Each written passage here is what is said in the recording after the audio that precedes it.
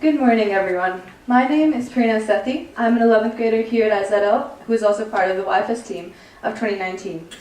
I welcome you to what I can assure you will be an engaging and empowering session regarding government and the nature of democracy.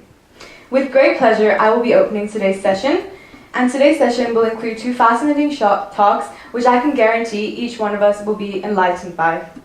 Firstly, I'd like to introduce Eva Dwyer. Eva is a student here at IZL. Eva is a 9th grader from our own community, and today she will be talking about youth and democracy. Please join me in welcoming Eva to the stage.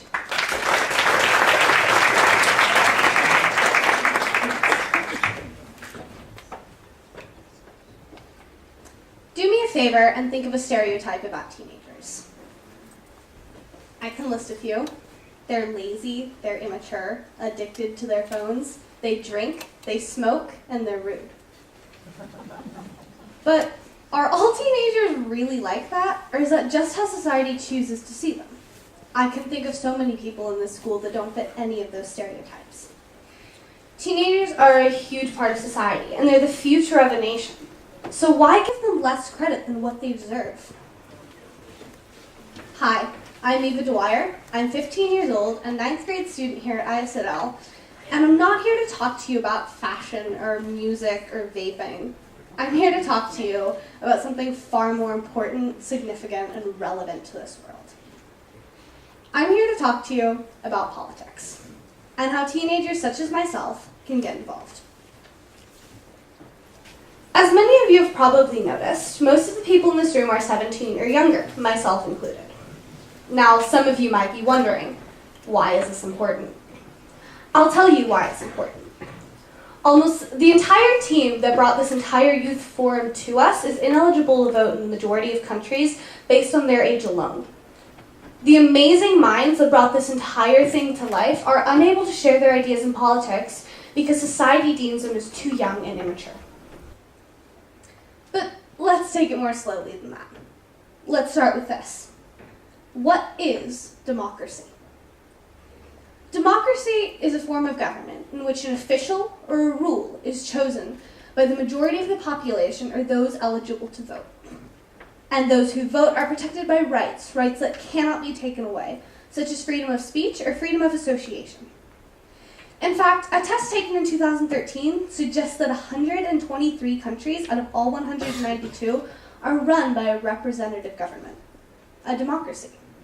That's 64% of the world, developed and developing, that uses this modern form of government to keep themselves in order. And it's a system that probably runs many of your home countries right now. As I mentioned earlier, most of us are under the age of 18, and I'm willing to bet that as teenagers, we haven't been asked about politics outside of learning environment. Interesting, huh? That this whole system is so significant, and yet we don't get a say in it. Sure, maybe we've ended on the topic and gotten to express a few ideas. But have adults ever really asked us? If my test audience was correct, most of you will agree with me when I say that we don't get a lot of recognition for what we believe. When I first started this speech, I consulted my father about my ideas, which were just some bullet points on a paper. I told him that I was annoyed I couldn't vote, share my ideas, that I wanted something to change, but what? I didn't know what to say, how to channel all my thoughts to an actual script. And then he said something really simple. Well, what about you? What do you do? I have to say, I was definitely confused and stared at him for a little bit. But then it was as if a light bulb had gone off in my head, and I knew exactly what to talk about. I realized that even though I was young, I might not be too far away from having a say. I remember the first thing I did to get involved. Here in Switzerland, my first year here, I went on a women's march. It was, simply put, amazing. Bright colors, bright posters, women fighting for what they believed in.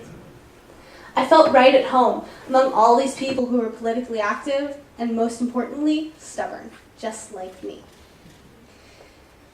There was a smile on my face that wouldn't leave, and an experience I will never forget. I have to say, I'm a little bit nervous about being up here, presenting in front of this big audience. but I'm honored. I've always tried to voice my thoughts and my opinions to people I could reach, and I'm doing it now in front of probably one of the biggest audiences I'll ever see. What am I doing? I'm joining Unofficial Democracy. Coined by, surprise, my father, Unofficial Democracy is something that allows all teens to get involved. It's something I'll fight for probably for the rest of my life, and it's something that many of you already participate in right now. Unofficial democracy is an act of standing up. It's an act of defiance, of demanding what you want in order to get those who can vote on your side. Because sometimes that can be enough. While it might not be able to change anything right then, it's able to make people think, vote, and influence others into standing up as well. And not only is the unofficial democracy a way to get involved, it's a way to be political outside of politics. Take Malala Yousafzai, for example. She's one of my role models, my idols. At age 14, she started standing up for women's rights in education. Then, at age 15, she was shot and survived, and even that didn't stop her. She went on, stood up for herself and others, and went on to receive a Nobel Peace Prize in 2014. Fast forward 2 years, 2016, Brexit. A recent and controversial topic that many of you will remember. Brexit was a vote that decided whether or not Britain would withdraw from the European Union. Quite literally, British exit. Now, as many of you will also remember, the vote was decided that they would leave, but quite barely. It was 52 to 48%, and you'll be really shocked by the numbers. From the ages of 18 to 24 years of age, 70% of people said they wish to remain in the European Union. And when the BBC revisited the issue in 2018, 2 years later, the numbers had skyrocketed, and 84% of people said they wish to remain in the European Union. And then, when the BBC compiled all these votes from all different age groups, they then ruled that if Brexit was voted upon in 2018, they wouldn't have left the European Union. So why did these votes change so drastically? Because the people who couldn't vote in 2016 could vote now, and they voiced their concerns and their wants. The younger a person was, the more likely they were to vote to remain in the European Union. When I was younger, I used to be afraid to tell people what I thought. I grew up in Arizona, in a community where I was fortunate enough to live around people who shared the same opinions as me, or who were at least open to sharing opinions. So, when I moved to Tennessee, it was a big change and not a very welcome one. I found myself censoring a lot more, afraid of what people would say to me or do to me. I realized just how many people's opinions differed from mine, and how many people didn't adhere to opinions that I had and didn't want to listen to them. So now that I'm here, happy in Switzerland, I feel safe to speak, to talk, and to join unofficial democracy. I hope this speech inspires you in at least some way, that you walk out of this room with a different feeling on what democracy might mean to me, to us teenagers as a whole. It doesn't have to be difficult to get involved in politics, no matter what your age. Don't let anyone dissuade you from fighting for your rights and fighting for what you believe in. If we stand up and band together, the youth of today can change the world of tomorrow. So let's stand for the world we want it to be. Thank you for having me at Youth Forum Switzerland 2019.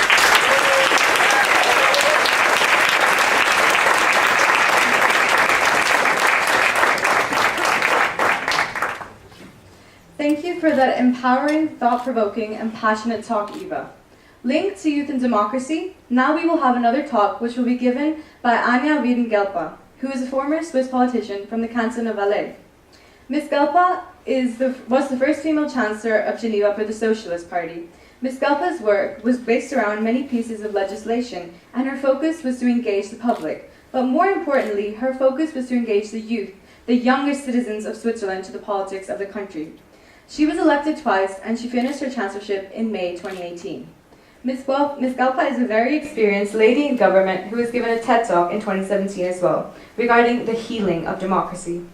She is the founder and director of Civic Lab, which is essentially a think tank and consulting base for firms and companies. Today's talk will assuredly empower each one of us, the citizens of today's generation, to work towards altering democracy in order to utilize it as a powerful tool in today's society. The procedure of the talk is as follows. Firstly, Ms. Guelpa will give a talk. Then we ask the audience to produce some questions, but I will further explain that process later on. Please help me in welcoming Ms. Guelpa to the stage.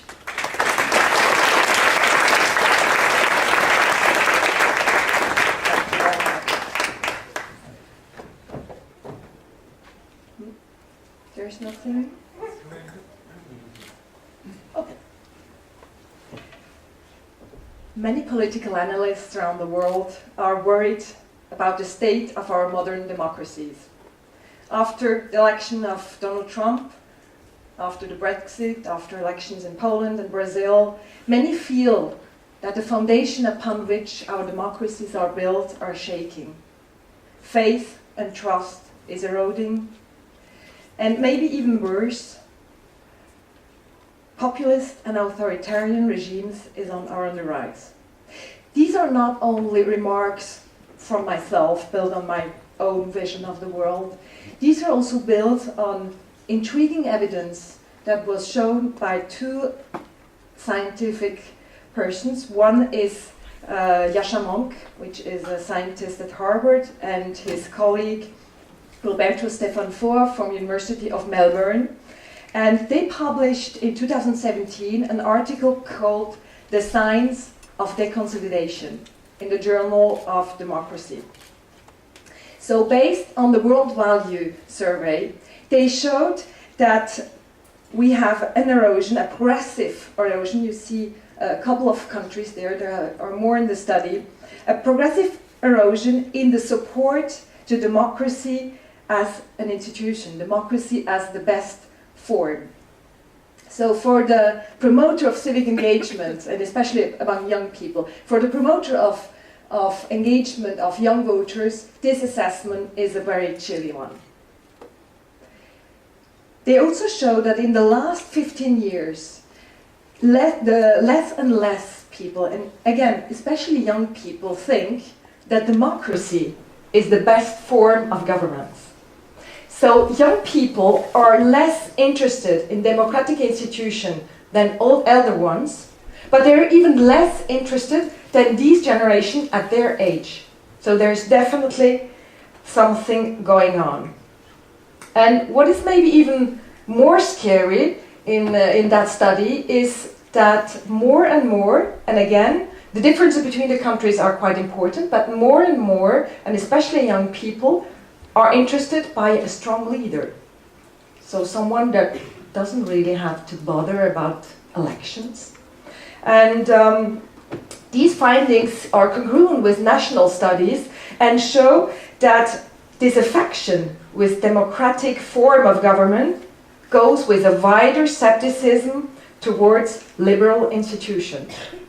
So according to the theory of consolidation, where you say once you have a couple of conditions set, like free speech, like free elections, rule of law, democracy would consolidate by time, would get more and more trust. And they show that, in fact, this period where democracies in developed countries would get stronger and stronger is ending now. And we are entering a period of deconsolidation, where we would have growing distrust in democratic institutions and eroding faith in its advantages. So some people think that maybe it's more efficient to have a leader who just tells everyone what to do rather than to decide together what would be best for us. On the other hand, young people don't vote. So Brexit is a good example. Only 25% of young people, so under 30, voted. And the ones who voted were 70-75% against the Brexit. But they didn't went to the polling station. So only 3 out of 10 young people under 35, so maybe it's not young for you, but only 3 out of 10 people under 35 vote. You can see people over 90 vote more than people under 30-35. And the group which votes the most, they're between 70 and 75 years old. So it's not that their vote is less valuable than the vote from a younger person, but it's kind of a trouble. If we were a company, for example, we were Apple. Say we were Apple, we would like to have the new best thing, the new good gadget that will be sold everywhere. Do you think we would ask our clients between 70 and 75 what we should do? Or would we rather ask you, young people, 10 to 20 maybe, who lived in different countries, and they might come up with new ideas? So still, because a vote is trying to find a solution today for our challenges for tomorrow. And you see, people between 70 and 75, they are deciding today. So what can we do? Is this process of deconsolidation of democracies in our developed countries, is it inevitable? What can we do to fight against it? Although there is a global trend, or there seems to be a global trend to mistrust, some countries perform extremely well. For example, Switzerland, which is the fifth one from the left, is the country where people have the most faith in government. And you live here in Switzerland, so you kind of know already. In Switzerland, democracy is a big deal.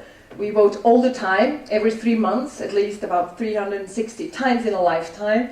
So I don't think that Switzerland is the ultimate model. There isn't such thing. But there might be one or two things that, beside direct democracy, that could help us to fight that process of distrust. So first, I'm convinced we must reconcile citizens with their democratic institutions by bringing back the political power to them, because it belongs to them. It doesn't belong to an elite. And to start co-creating public services with the citizens. Democratic apathy is often justified by three things. People think that the subjects of elections, of votes, they are none of their concerns, that political debates is not for them, whatever that might mean, and they don't understand political institutions and processes. So civic education is certainly necessary, but it's not enough. It's not just a knowledge problem. I'm convinced that democratic institution, democracy, has to become tangible, has to be experienced by young people, otherwise they wouldn't feel concerned. So that's why when I was a state chancellor, we created a whole branch of projects where the principal aim was to create an emotional bond, an emotional connection between children, so we started at 10 years old, and politics. Because young people, they read some newspapers, they know that there are elections, but they just think that it has nothing to do with them. So for example, we created one project, it's the first two photos you can see there, where we started with young children, 10 to 12 years old, and they started in class during 4 lessons, where they had some explanations about power, division of power, what is a government, what is a parliament, what is justice, what is their role, what do you have to do. And then they come to the city hall, and they not only visit the place, it's like a museum, it's beautiful, we explain them what is happening there, but the most important thing is they are role-playing. They're really there in the very chairs, in the very rooms where power is held, and they're discussing on specific projects related to them. So that was a project that had a huge success. We did it with young people, with young children, then their parents wanted to come over as well. So we designed it also for adults, for disabled people, and we even had to scale it on a regional level, so other cities would do the same. We did also, for example, a film contest where young people from 10 to 25 would do small video clips, 90 seconds, and spread them to motivate others to vote. So behind the growing mistrust, there is also some cynicism. Sometimes people say, well, politics don't work, nothing changes. And yeah, why would citizens place their faith in governments when the services that the administration provides are ill-designed, not targeting their needs? Co-creation of public services is definitely a solution to bureaucratic inertia. Many examples show that if you create services with the citizen, you have better performances, increasing legitimacy of government, and also a better targeting of the needs of the population. So these projects don't have to be revolutionary or expensive. There can be very simple things. For example, the welfare services in Geneva, they created a social app, they called it. It's a bit like a startup weekend. So you had during 2 days, a weekend, you had employees of the service, citizens, clients, people who get social welfare, and they created together, were working on about 12 subjects. They bring up themselves and trying to find new solutions, better solutions to the needs of this population. And co-creating will probably become mainstream. It's already mainstream in the big companies, in Silicon Valley, and it becomes also a subject in public services. There are different examples like Nesta in London. There are more than 300 people working there, or Sao Paulo, Barta, or in Germany, Berlin Design Research Lab. So how can these ways to work, how can that help? So we've seen population more and more distrust with the very leaders they elected. People with similar views end up in homogeneous groups, reality bubbles, or daily me, as put it MIT guru Nicolas Negroponte in 1995. In this bubble, they no longer confront their opinions to others and do not question their beliefs. Easy victims for companies who influence votes or elections for money by using big data, psychology, filtering and micro-targeting on social media. Citizens are more and more subject to manipulation by algorithms. They are mainly listening to a louder echo of their own voice, as put it Cass Sunstein in his book #Republic. The disappearance of this shared experience of public debate is a real threat to our democracy, because our democracy needs a vivid forum for its health. So what can we do? How can we bring back that democratic debate in which our different opinions enrich each other? Authorities have to be transparent, and this transparency is the occasion for citizens to take back what is theirs, political power. And that's what we try to do with e-voting. So I'm not talking about voting machines like you find them in the United States, but it's really online voting. You vote on your computer or tablet or smartphone, and Switzerland, and especially Geneva, is a pioneer in this field, as we held the first online vote in the world in January 2003. And even now, 16 years later, only 5 other countries have tried their hand on it. So these systems, even if in Geneva we have a great system, publicly owned, state-of-the-art, one of the best in the world, people won't trust a system, won't trust you just because you tell them it's great technically. People need transparency to trust. And there is no system built by humans that doesn't involve risks. Think about planes or nuclear plants. And in the past, security meant hiding up, locking up something. And today I'm convinced that openness creates security, as the risks and faults are open to scrutiny and can be addressed. So we went open source with our system. We opened the doors to the hackers, so they didn't have to smash the window to get entry. And it was a bold step. Public servants were afraid that the intellectual capital they built since 2003 would be stolen, and so by private companies. And politicians were afraid that it would be easier for hackers to assess the system. So it wasn't easy, but we were not alone. We co-created. We created workshops with citizens, with journalists, with philosophers, with political scientists, about the successful opening of the open source code. And even wider, we try to find with them what is necessary that you can trust the election, because you need a huge amount of trust with elections. There are countries where there are civil wars because people don't trust the system. You have to trust the candidates, you have to trust the authorities organizing the elections, you have to trust the process, and you have to trust the tools. And these moments, these workshops with these different people created really a great amount of trust. And I was really amazed by the way that public servants didn't hide behind their institutional role. They were really talking at the same eye level with citizens, with young people. We had a 17-year-old guy, and everyone was the same. We were just addressing what are the problems and what solution we can find. It was not authority and then the citizens down there.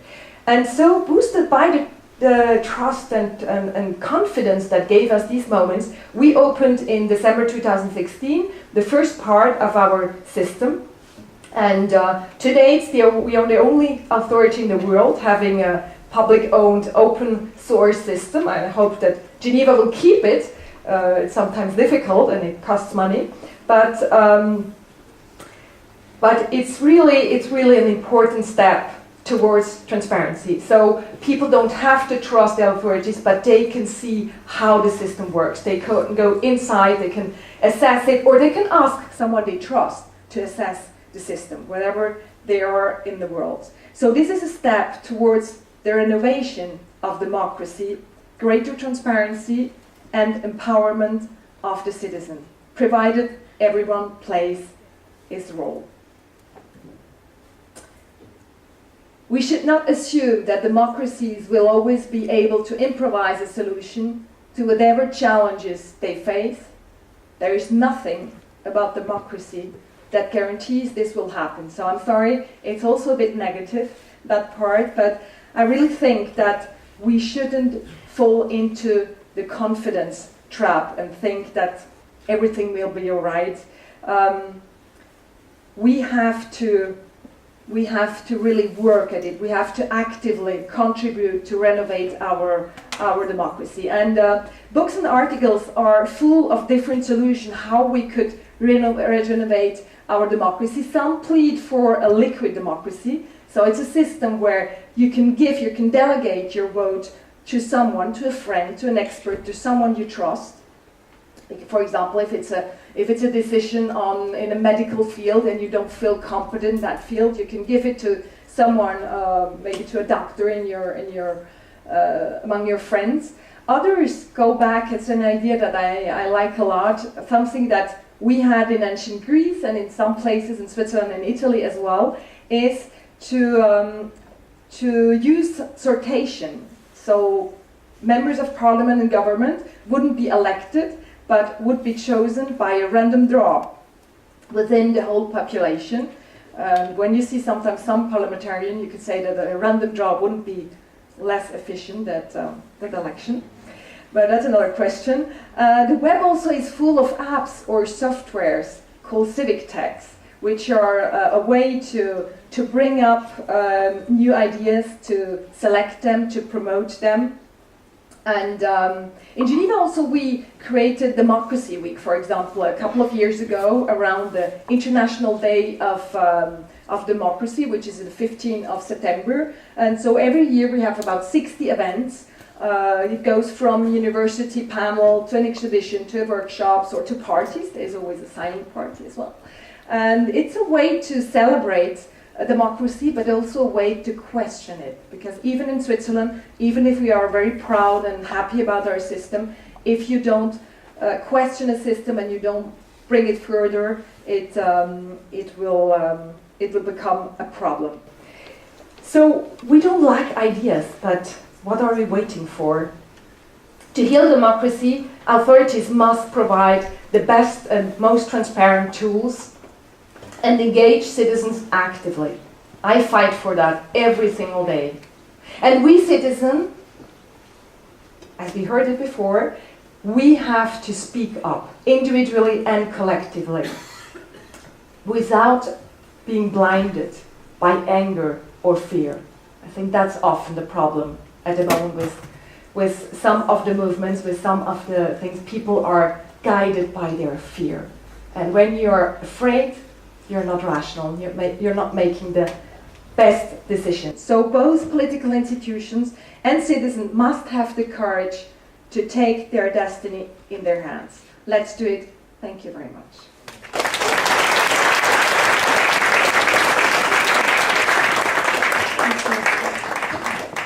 Thank you, Ms. Guelpa, for challenging the conventional views of politics, pushing each one of us to think outside the box, and encouraging us to take action. I would like to inform everyone that we will now entertain a short 2-minute break followed by some questions. Please stay within this room and take this time to produce questions to ask Ms. Guelpa. Then, please post these on Twitter using the hashtag YFS2019 alongside the hashtag YFS2019. Along with the Twitter questions, we will also have some audience questions, so there will be a floating mic, and when you get the mic, I ask you to stand up, state your question as well as your name. Now, please get out your phones and send in any questions. Okay, so we're going to be starting with a question from the audience, so please raise your hand. Yeah. Yeah.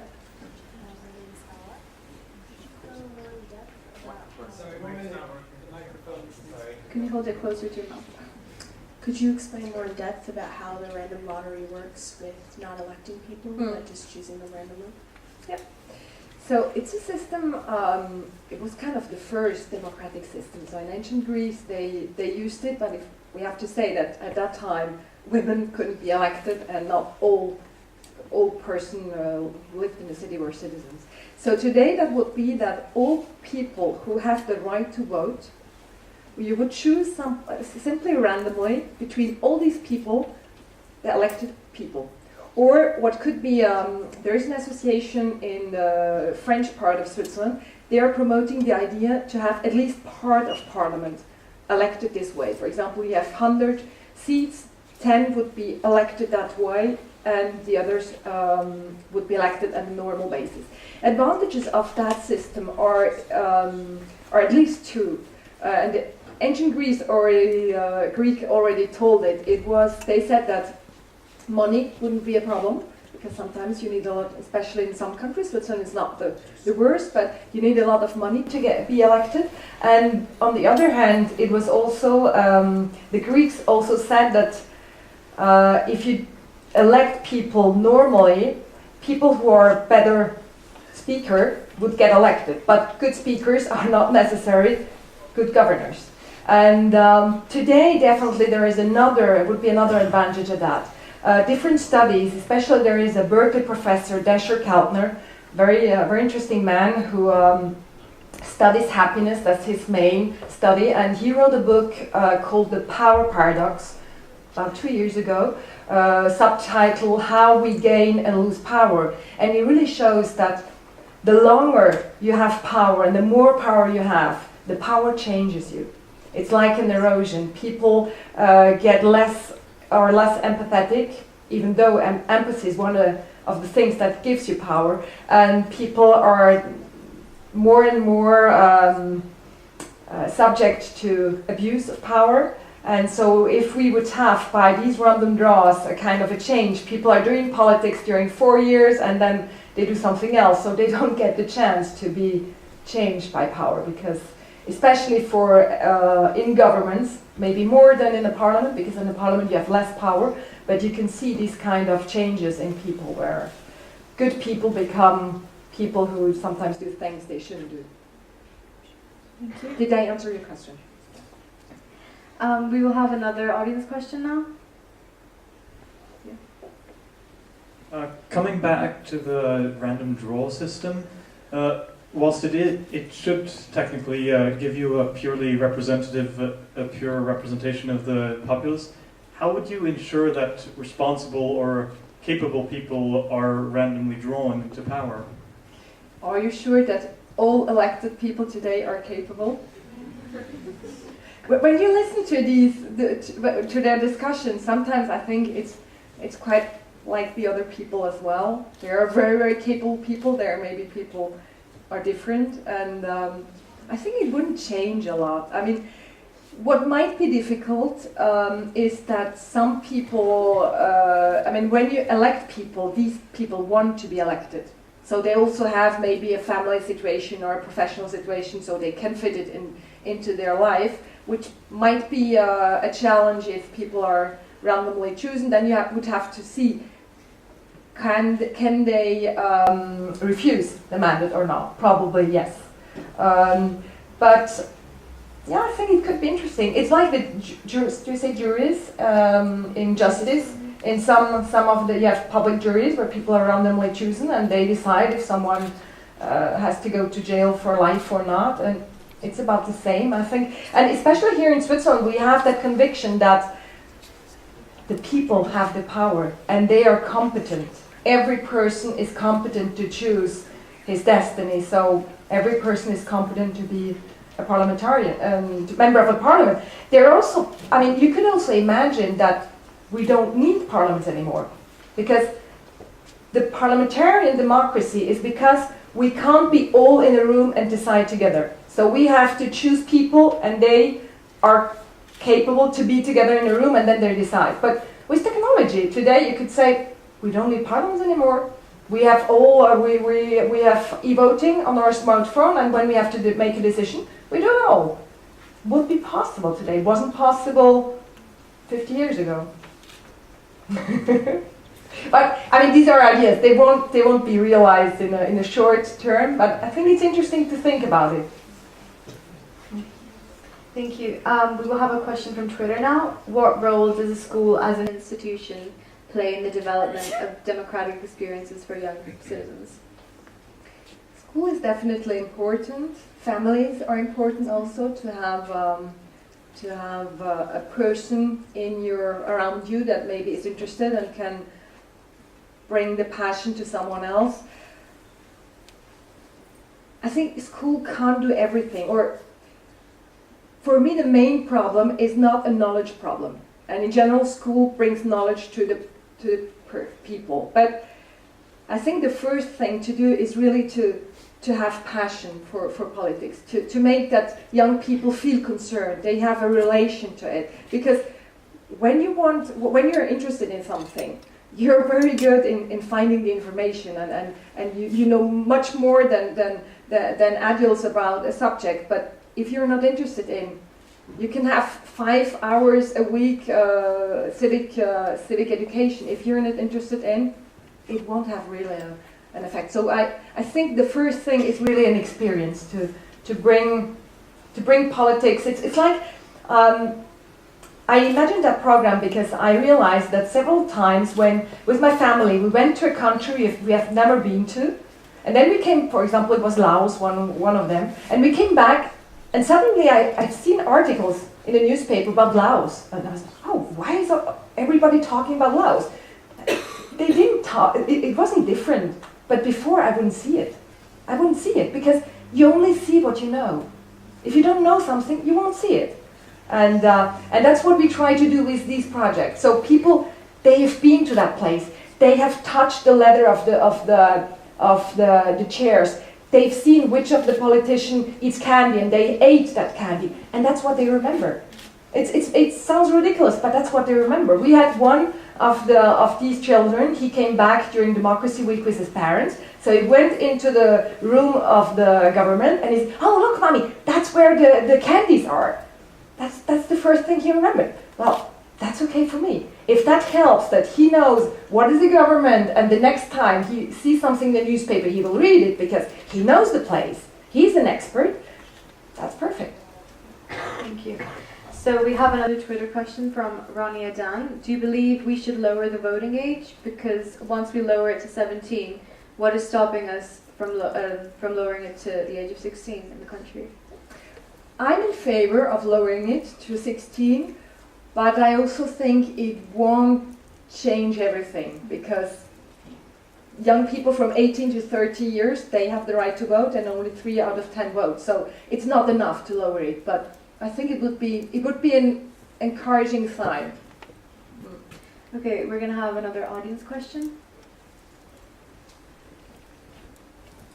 And for example, just in the film contest project, in the beginning we started at 15, it was 15-25, and then we had to lower it to 10 because there were children, 11, 12, they wanted to be part of it. So there are some young people interested in politics, so we shouldn't avoid them to be able to vote, even if it's not the majority.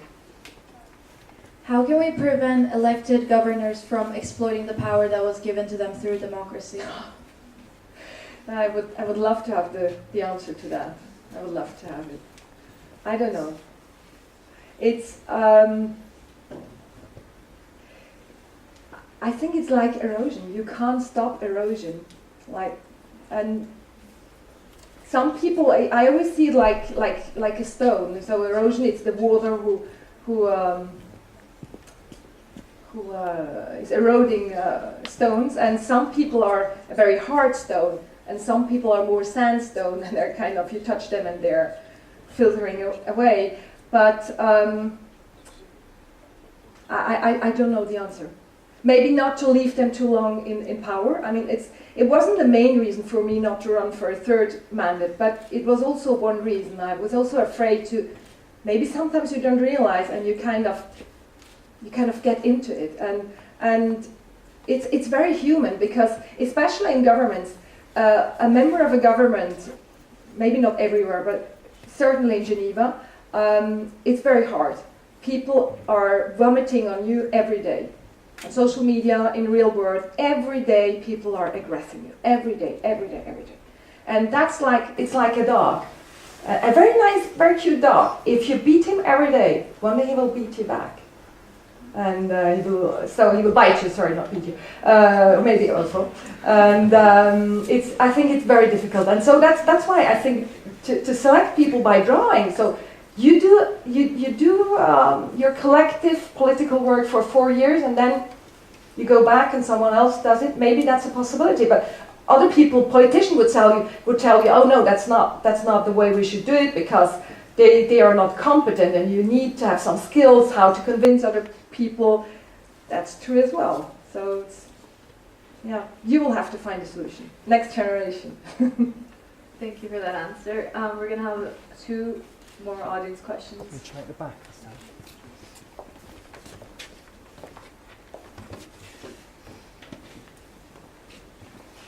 Hi, my name is Daniel. Yeah, do you actually know that, talking back about the kids or teenagers that are going to vote, do you know that teenagers are actually really easy to be influenced by adults, and before providing them rights to vote, you actually need to give them political education?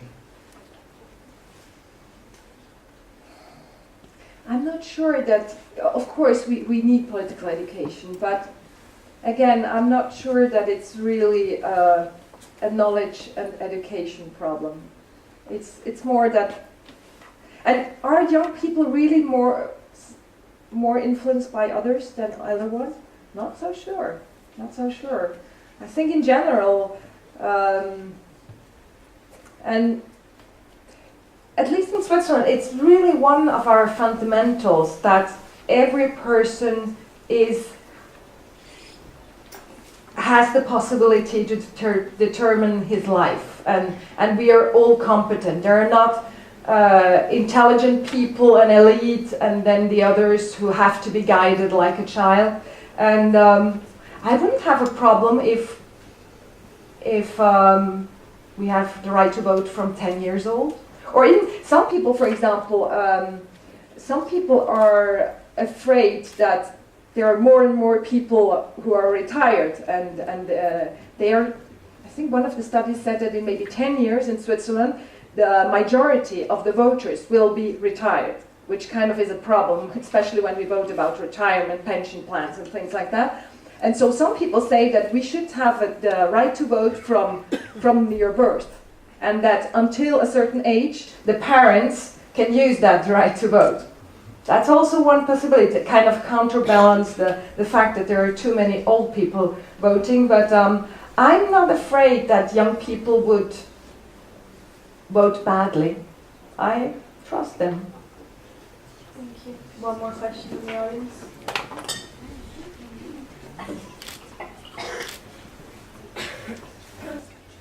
Hi, my name is Kate. In what way do you think democracy could be adapted in the future? A lot of things. So, but the drawing is really a bit my favorite. To at least have it part of it, and then I'm really fond of the direct democracy. So the fact that it's not Parliament is deciding and the population can only vote every 4 or 5 years and you have nothing to say in between. I really cherish that possibility that we have in Switzerland, and even if government decided something, Parliament goes in the same direction, and if the majority of the population do not agree, we can change it, and I think that's very important. For example, I think you weren't even born. About 20 years ago, there was a change in the law about unemployment. So I think they reduced the number of days you can get on unemployment insurance.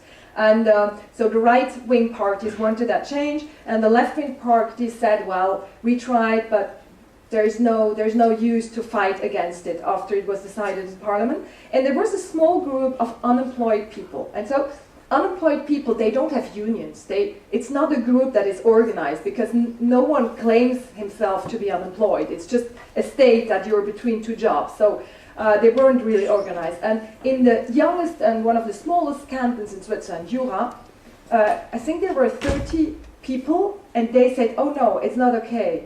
And they decided to go for it, and they launched a referendum, and they won. I mean, on the way, then the left-wing parties went off. But at the beginning, they were alone. So you can really make the change, even if you're unemployed in a small canton, and also the initiative that you can propose a new idea. And if you have a certain amount of signature, which is not very much in Switzerland, it's 100,000 for initiative, it's 50,000 for a referendum, so to go against a decision of Parliament. And I think that's something which is the main responsible that Switzerland is always number 1, 2, or 3 in the happiness rankings, because Swiss people feel that they have an influence. And maybe I can give you another example. I don't know if you've been to, you've been maybe to a hospital or such things. In general, food in hospital is horrible. It's not good. And in Geneva, a couple of years ago, they changed the system, so now you can choose what you eat. So it's the same bad food that it was before, but the fact that you can choose what you want to eat increases your happiness, increases your recovery, and so you get out of the hospital quicker. So the fact to be able to decide, even if what you get is the same, has really an influence. And I think that's really an important part of Swiss happiness. Thank you. We're going to have a Twitter question from Mansur. Which countries need a stable democracy the most? Which countries do you believe feel the largest impact from a stable economy? Sorry, can you repeat? Yeah, of course. So which countries do you think need a stable democracy the most? Well, I believe in democracy, so I think all countries need democracy. I think it's not the perfect solution, but we couldn't find a better one until now, and that's why it's so scary that. Before the research that I was talking about in the beginning, I thought that democracy was a one-way road. Then some countries are not there yet, but you get there, and it's kind of a good circle. You get better economic stability, and then better democracy, and it reinforces itself. And now we see that countries, very wealthy countries, where everything is okay, and they're going backwards. And that's very scary, and probably it's because people are scared. Probably it's because they are scared about globalization. They're scared about the maybe middle class, which gets a little bit thinner in some countries, and it's always more difficult to be poor if other people get richer than to be poor if everyone is poor. And so maybe in some of these places people are afraid, and so they fall like in a state like they were children, and they are hoping for daddy, so a strong leader, to take care of it because they don't feel empowered. And that's why I invested so much time in young people, because I think that's the only way, so that people feel empowered. If you feel empowered, then you can take the power. If you feel powerless, you won't even have the energy to fight for your rights. And Absolutely, thank you. I think we have time for 2 more audience questions. One more short question as of now.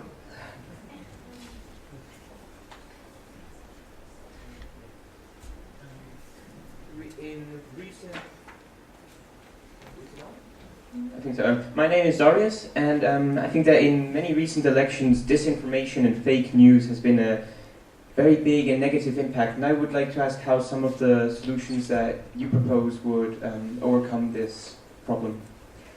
again, unfortunately, I don't have a solution to that, but that was really, in the last 2 years of my mandates, that was my main fear, and what really sometimes kept me up at night, because our system is built on one man or one woman, one vote.